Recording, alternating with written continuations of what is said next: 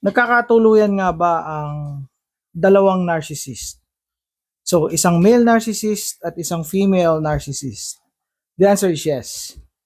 Nagkakameron sila ng pamilya, nagkakameron sila ng anak, nagkakameron sila ng maraming anak, etc. etc. Kung ano yung ini-expect nyo sa isang pamilya, yun din ang meron sa dalawang narcissist na nagpakasal.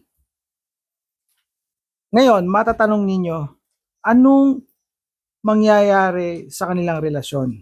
Okay, ito. Since pareha silang makasarili, pareha silang hindi nakakapag-establish ng ng empathy or ng empathetic connection sa isa't isa. Sa madaling salita, para mas madali nyo maunawaan, itong dalawang ito ay magpapagalingan. Araw-araw yan. Ang mag-asawang ito ay magpapataasan ng ihi.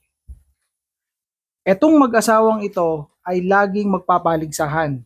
So there's always competition. Silang dalawa ay magpapagalingan sa pagpapalaki ng anak, magpapagalingan sila sa kanilang trabaho, sa kanilang sinusweldo. Sa madaling salita, ay parang may competition araw-araw. And ito ang mangyayari, meron silang emotional roller coaster sa relationship nila. Itong relationship na ito ay punong-puno ng ego sa isa't isa. At ito, walang concern ng ang isa't isa sa isa't isa. So sila ay magiging malambing lang o magiging mabait lang kapag ka sila ay may kailangan sa isa't isa. Halimbawa, ako may kailangan ako sa wife ko, lalambingin ko siya.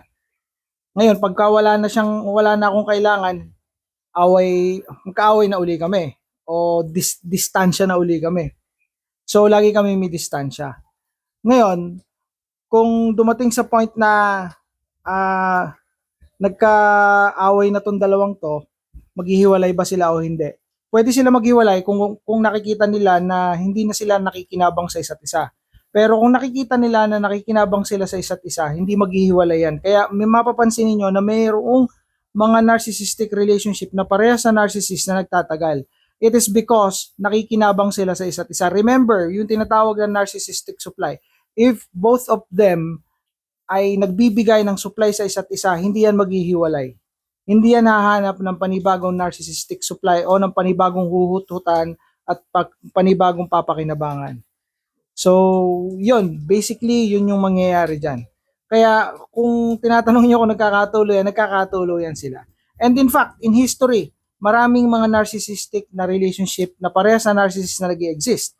Example, yung mga hari at reyna nung unang panahon, yung mga ipinagkakasundo ng mga kaharian ng bansa to bansa. Let's say for example, nung unang panahon, yung France at saka yung UK o yung Britain at saka itong Spain.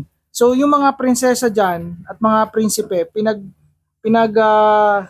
kakasundo, and basically mga narcissist ito. Nagkakatuluyan sila na nagkakameron ng anak, pero mapapansin nyo, dumadating sa point na ipinapapatay nila ang isa't isa, pinapa-assassinate nila yung isa't isa, o kaya ay ipinapahamak nila yung isa't isa, nagpapagalingan sila sa isa't isa, so on and so forth.